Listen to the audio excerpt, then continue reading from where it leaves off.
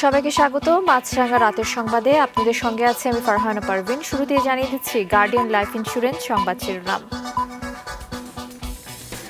রাজধানীর অধিকাংশ বাসে এখনও নির্ধারিত তালিকা অনুযায়ী ভাড়া নেওয়া হচ্ছে না। তালিকাও নেই অনেক বাসে। ঢাকায় আজ থেকে শিক্ষার্থীদের জন্য অর্ধেক ভাড়া নেওয়ার কথা থাকলেও অনেক বাস তা করেনি। নিরাপদ সড়ক এবং সারা দেশে অর্ধেক ভাড়ার দাবিতে ঢাকা এবং চট্টগ্রামে আজও মাঠে ছিল শিক্ষার্থীরা। শিক্ষার্থীদের গাড়ি ভাঙচুর এবং রাস্তা অবরোধের সমালোচনা করেছেন প্রধানমন্ত্রী। আজ এক অনুষ্ঠানে তিনি বলেন, এগুলো শিক্ষার্থীদের কাজ নয়, এসব বাদ দিয়ে তাদের ক্লাসে ফিরে যাওয়ার আহ্বান জানান তিনি। দুর্ঘটনায় প্রাণহানি এবং বাসে অগ্নিসংযোগের সঙ্গে জড়িতদের শাস্তি হবে বলেন প্রধানমন্ত্রী। সর্বস্তরের মানুষের শ্রদ্ধা আর ভালোবাসায় সিক্ত হয়ে চিরবিদায় নিলেন জাতীয় অধ্যাপক রফিকুল ইসলাম। ভাষা সৈনিক, শিক্ষাবিদ, গবেষক ও লেখক ডক্টর রফিকুল ইসলামকে বিকেলে দাফনের আগে বাংলা একাডেমি এবং কেন্দ্রীয় শহীদ মিনারে শ্রদ্ধা জানানো হয়। বিভিন্ন ক্ষেত্রে তার অবদান চিরস্মরণীয় হয়ে থাকবে বলেন বিশিষ্টজনরা। এবার বিস্তারিত। রাজধানীর অধিকাংশ গণপরিবহনে শিক্ষার্থীদের কাছে অর্ধেক ভাড়া নেওয়া হচ্ছে, তবে সরকারের নির্ধারিত চার্ট অনুযায়ী নয়, ইচ্ছে মতো। এদিকে নিরাপদ সড়কের দাবিতে আজও ঢাকা এবং চট্টগ্রামে বিক্ষোভ করেছে শিক্ষার্থীরা। আরো জানাচ্ছেন কাউসার সোহেলি। সকাল থেকে রাজধানীর সব গণপরিবহনই শিক্ষার্থীদের কাছ থেকে নেওয়া হচ্ছে অর্ধেক ভাড়া। তবে সরেজমিন গিয়ে দেখা মিলল নির্দেশনা পালনে আছে গণপরিবহন কর্মীদের শুভঙ্করের ফাঁকি। ভাড়া ফিক্স করে রেখেছে 12 টাকা শঙ্কর থেকে এখানে। তো আমাকে এই 12 টাকা যদি রাখো তাহলে সেখানে 6 টাকা আসে, কিন্তু তারা 6 টাকাও রাখছে না, তারা রাখছে তাদের নিয়ম মর্জি মোতাবেক, তারা 8 টাকা রাখছে। মোহাম্মদপুর থেকে সিটি কলেজে আসে 5 টাকা করেই দিই, আবার অনেক সময় 60 টাকাও দিই, আবার অনেক সময় 10 টাকাও রাখে। মিরপুর 11 নম্বর থেকে মিরপুর 1 নম্বর গেছি, যাওয়ার সময় 10 টাকা লাগছে, তখন দুইজনের 20 টাকা লাগছে, আসার সময় 40 টাকা লাগতেছে। শিক্ষার্থী আন্দোলনের শুরু থেকেই দাবি ছিল গণপরিবহনে যাতায়াত ও ভাড়া লেনদেনের সময় নারী শিক্ষার্থীদের প্রতি সম্মান বজায় রাখতে হবে। অথচ ঘটছে তার উল্টোটা, বলছেন ছাত্রীরা। মেয়েদের থেকে হাফ ভাড়া তারা নিতে চাচ্ছে না, মানে ঠিকভাবে নেয় না। কিন্তু ঢাকা কলেজের যদি ছেলেরা বলে বা কোনো ছেলেরা যদি বলে তাহলে তাদের থেকে নেয়, মাঝে মাঝে আমাদের থেকে নেয়, মাঝে মাঝে নেয় না। ছেলে মানুষরা ওরা 15 টাকা দেয়, ওদের সাথে পারে না। আমি মেয়ে, মানে আমাদের সাথে আর কি একটু ইয়ে করে যে না 20 টাকাই রাখতে হবে। অর্ধেক ভাড়া কার্যকরের খবর নিতে মোহাম্মদপুর ও মিরপুর এলাকার কয়েকটি বাসে উঠতেই যাত্রীদের অভিযোগ, শিক্ষার্থী ও সাধারণ যাত্রী সবার ভাড়াই নেওয়া হচ্ছে ওয়েবিল অনুযায়ী। পুলিশ চার থেকে জিগাতলা 15 টাকা উনিও বললো, আমারটা উনি নিচ্ছে 20 টাকা। ওরা নিচ্ছে 22 টাকা করে, 22 টাকা 20 টাকা করে নিচ্ছে। চার্টের ভাড়া ভাড়া নিচ্ছে না, যাত্রীদের প্রতিদিনই ওরা গ্যাঞ্জাম করতেছে। গাড়িতে চার্ট ঝোলানো হচ্ছে, চার্ট নাই। না, আমাদের মালিক চার্টের ভাড়া নিতে বলে না। তাহলে কি ভাড়া নিতে বলেছে? আমাদের এই গাড়িটা এখনো অবিলই চলে, অবিল সিস্টেমে ভাড়া কাটতেছে। চার্ট আমাদের মালিক দেন, আজকে দিব, কাল রাতে দিব। প্রতিটা গাড়িতে চার্ট ছিঁড়া, যত জায়গায় লাগানো সব ছিঁড়া। এদিকে আজও রাজধানীর রামপুরা সহ বিভিন্ন স্থান ও চট্টগ্রামে বিক্ষোভ করেছে শিক্ষার্থীরা। সর্বপ্রথম এবং সর্বপ্রধান দাবিটা হচ্ছে ছাত্র জীবনের সর্বোচ্চ সুরক্ষাটা আমাদেরকে দিতে হবে। ঢাকা শিক্ষার্থীদেরকে তাদের অধিকার দেওয়া হবে, অন্যান্য জেলা শিক্ষার্থীদেরকে তাদের অধিকার দেওয়া হবে না, তাদের অধিকার থেকে বঞ্চিত করা হবে। এটা তো ঠিক না। সারা দেশের সব গণপরিবহনে অর্ধেক ভাড়া কার্যকর ও নিরাপদ সড়কের দাবিতে আন্দোলন চালিয়ে যাওয়ার ডাক দিয়েছে শিক্ষার্থীরা। কাউসার সোহেলি, মাছরাঙা সংবাদ, ঢাকা। গাড়ি ভাঙচুর বা সড়ক অবরোধ করা শিক্ষার্থীদের কাজ নয়, এসব বাদ দিয়ে শিক্ষা প্রতিষ্ঠানে ফিরে যেতে ছাত্রছাত্রীদের আহ্বান জানিয়েছেন প্রধানমন্ত্রী শেখ হাসিনা। শিশু একাডেমিতে জাতির পিতা বঙ্গবন্ধু শেখ মুজিবুর রহমানের মুরাল উদ্বোধন এবং জয়িতা টাওয়ারের ভিত্তিপ্রস্তর স্থাপন অনুষ্ঠানে আজ এসব কথা বলেন তিনি। শিশু একাডেমিতে বঙ্গবন্ধুর মুরাল স্থাপন এবং ধানমন্ডিতে জয়িতা টাওয়ারের ভিত্তিপ্রস্তর স্থাপন অনুষ্ঠানটি প্রধানমন্ত্রী ভার্চুয়ালি উদ্বোধন করেন গণভবন থেকে। অনুষ্ঠানটি হয় ওসমানী স্মৃতি মিলনায়তনে। না চিনতাম। এই অনুষ্ঠানে উঠে আসে সড়কে শিক্ষার্থীদের আন্দোলন প্রসঙ্গটি। দুর্ঘটনা হলেই গাড়ি ভাঙচুর এবং রাস্তা অবরোধ কর্মসূচির সমালোচনা করেন প্রধানমন্ত্রী। প্রশ্ন তোলেন, এর ফলে যে ক্ষয়ক্ষতির সম্মুখীন হতে হয় তার দায় দায়িত্ব কে নেবে? এটা আমি ঠিক রহস্য বুঝলাম না যে দক্ষিণে মারা গেল, এর পরের দিন আবার উত্তরে মারা গেল কেন? এই কারণটা খুঁজে বের করতে হবে যে এর জন্য কারা দায়ী। তখন ময়লার গাড়ি নিয়ে যে যাচ্ছিল, সেই ময়লার গাড়ির সামনে দিয়ে কেউ হেঁটে যাবে কেন, সেটাও তো দেখতে হবে, সেটাও বিবেচনা করতে হবে। আর গাড়ি যে চালাচ্ছিল সঠিক, সে এই ময়লা গাড়ি চালাবার মতো দক্ষতা তার আছে কি না সেটাও বিবেচনা করতে হবে। এই উভয় দিকেই দায়িত্বশীলতা কার কতটুকু আছে সেটা আমাদের দেখতে হবে। করোনার কারণে দীর্ঘদিন বন্ধ থাকার পর সাম্প্রতিক সময়ে শিক্ষাঙ্গন খুলে দেওয়া হয়েছে, তাই এই সময়টাকে কাজে লাগাতে শিক্ষার্থীদের উপদেশ দেন তিনি। রাস্তায় নেমে গাড়ি ভাঙাচোরা এটা ছাত্রদের কাজ না, এটা কেউ করবেন না। দয়া করে যার যা শিক্ষা প্রতিষ্ঠানে ফিরে যান, লেখাপড়া করেন।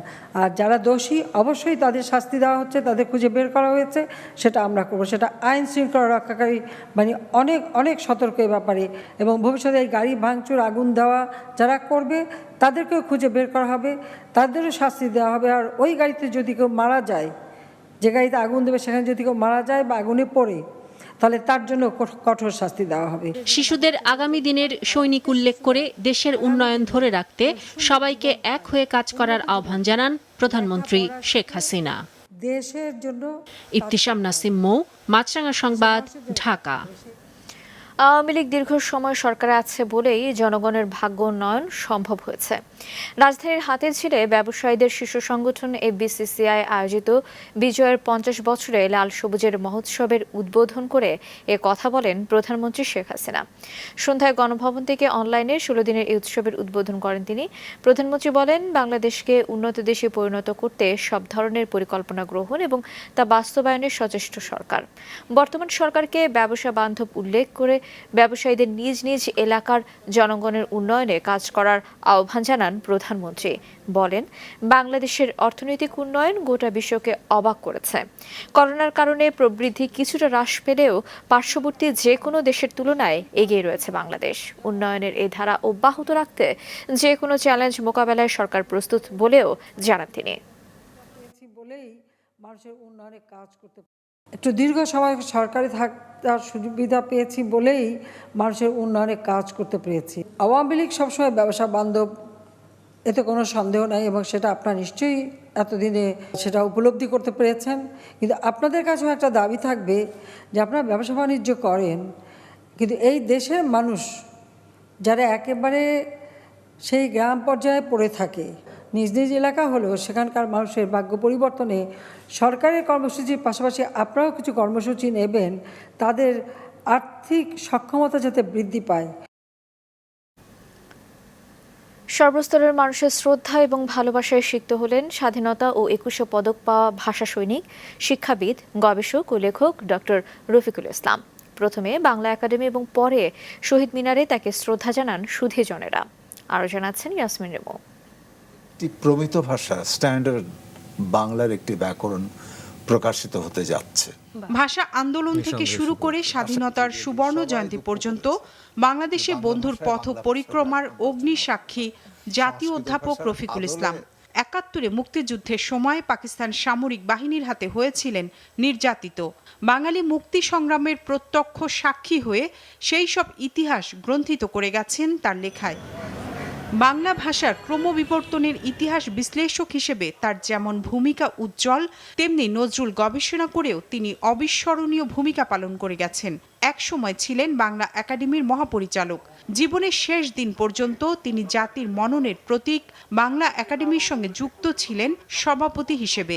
সেখানেই তাকে শ্রদ্ধা জানান সহকর্মী, বন্ধু, স্বজনরা। এই পর্যন্ত তিনি বাংলাদেশকে বাংলাদেশ নামক এই জাতি রাষ্ট্রকে একটি কল্যাণকর রাষ্ট্রে জ্ঞানময় সমাজ হিসেবে প্রতিষ্ঠা করার সাধনায় তিনি যুক্ত ছিলেন। উনি তো রাষ্ট্রের সম্পদ, শুধু কিন্তু বাংলাদেশ সেই রাষ্ট্রটা নয়, আমাদের ভারত বলুন, বিদেশের প্রত্যেকটি দেশে।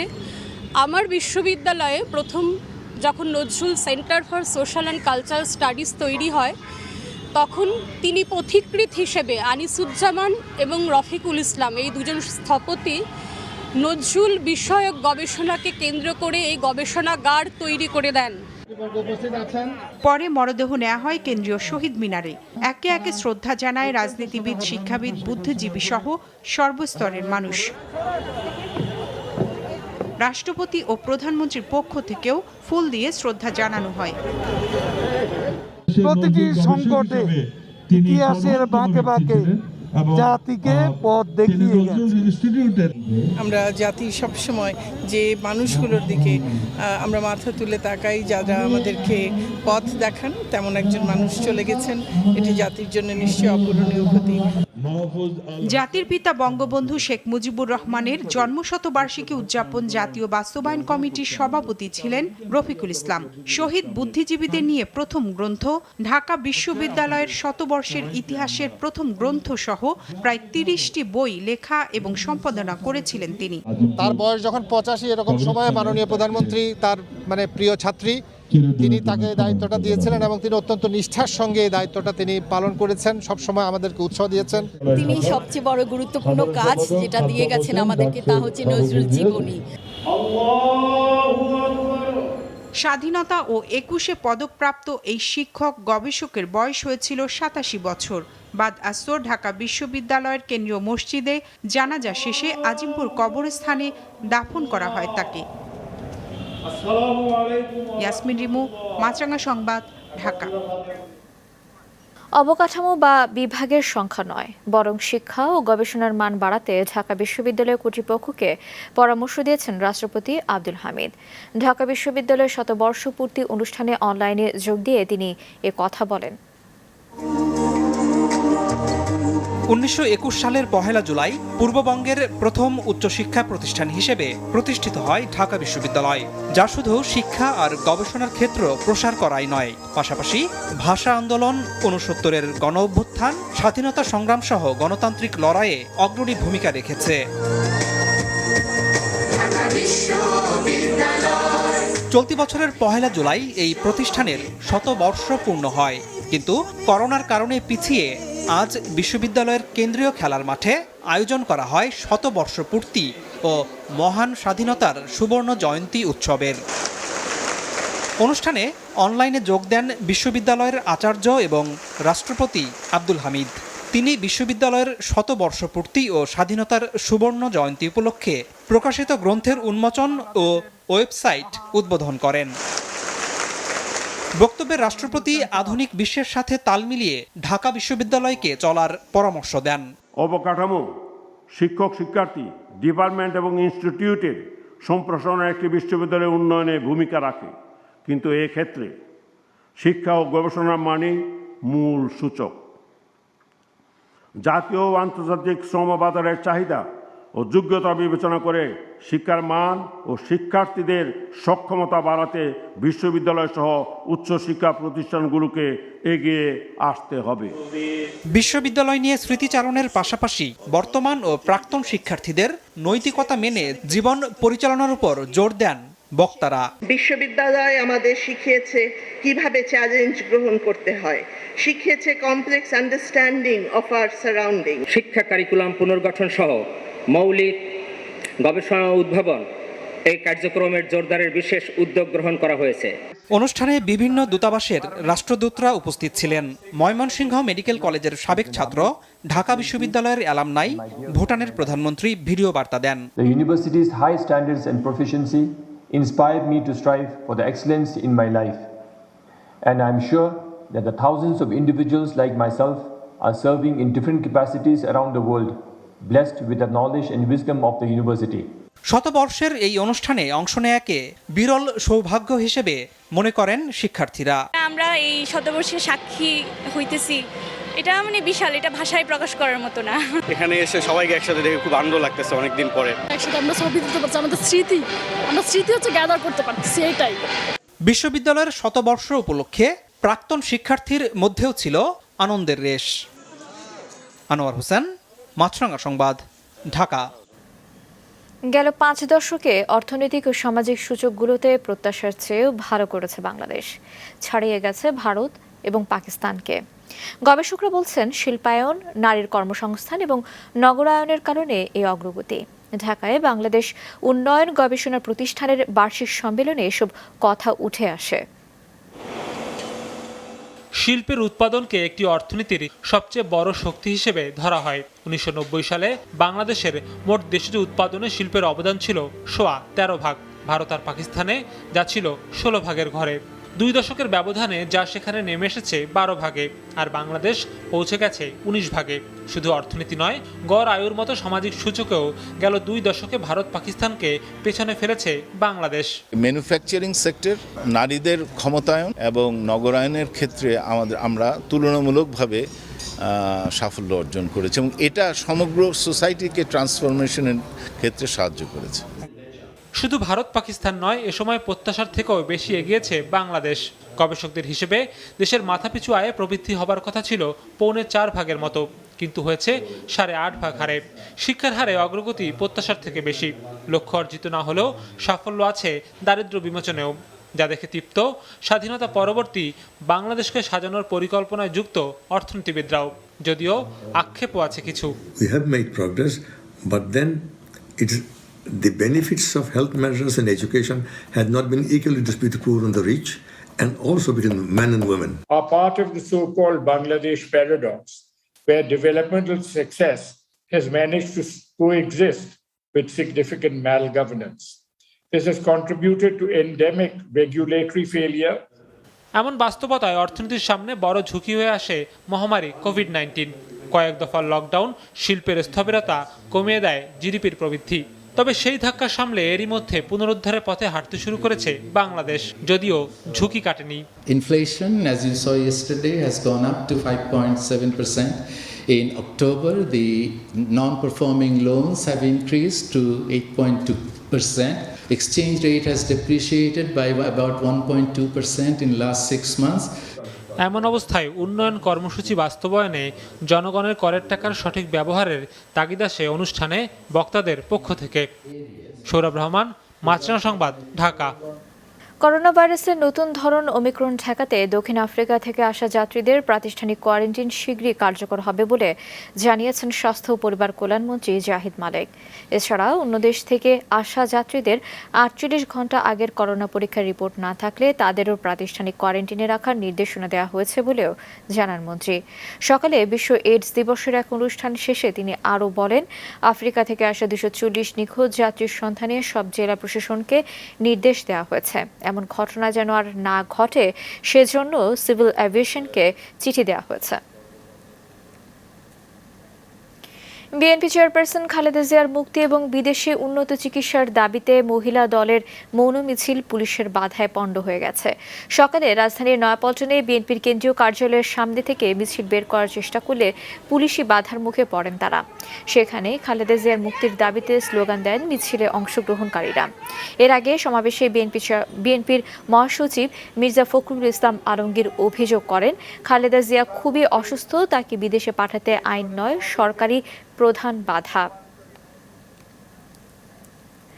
প্রতিষ্ঠার 1 যুগ পার করল স্কয়ার হাসপাতালের অনকোলজি এবং রেডিওথেরাপি বিভাগ। এ উপলক্ষে হাসপাতালে cancer survivor and care giver meet up শিরোনামে এক অনুষ্ঠানে শতাধিক ক্যান্সার জয়ী এবং তাদের স্বজনেরা উপস্থিত হয়ে দিনটি উদযাপন করেন। সবার জীবনাচরণের পরিবর্তন এবং সচেতন করতে আয়োজন করা হয় যোগব্যায়াম, ধ্যান, সঙ্গীত ও শিল্পচর্চা থেরাপির। গত 1 যুগ ধরে অত্যাধুনিক প্রযুক্তি, প্রশিক্ষিত জনবল এবং অভিজ্ঞ ক্যান্সার বিশেষজ্ঞরা অনকোলজি এবং রেডিওথেরাপি বিভাগে বিশ্বমানের চিকিৎসা দিয়ে চলেছেন। গত 12 বছরে আমরা ওপিডিতে প্রায় 1.5 লক্ষ রোগীকে সেবা দিয়েছি এবং পাশাপাশি প্রায় 50,000 রোগীকে কেমোথেরাপি দিয়েছি। আমাদের এখানে প্রায় 10,000 রোগী ভর্তি ছিলেন এবং আমাদের বিভাগে রেডিয়েশনে প্রায় আপনার 5,500 রোগী রেডিয়েশন থেরাপি পেয়েছে, ব্রাকিথেরাপি পেয়েছে প্রায় 350 রোগী। ট্রায়াঙ্গুলার সিরিজের দ্বিতীয় ম্যাচেও বড় জয় পেয়েছে বাংলাদেশ অনূর্ধ্ব 19 ক্রিকেট। কলকাতায় আজ তারা 113 রানের বড় ব্যবধানে হারায় ভারত অনূর্ধ্ব 19 বি দলকে। কলকাতার ইডেন গার্ডেন্সে টস জিতে ব্যাটিংয়ের সিদ্ধান্ত নিয়ে শুরু থেকেই স্বাগতিক বোলারদের উপর চড়াও হয় বাংলাদেশের 2 ওপেনার মাহফুজুল এবং ইফতেখার। তবে দলের 305 রানের বিশাল সংগ্রহের মূল কাজটি করেন নওরোজ প্রান্তিক এবং মেহরব হাসান। এর মধ্যে নওরোজ পূর্ণ করেন সেঞ্চুরি, আর 70 রানে অপরাজিত থাকেন মেহরব।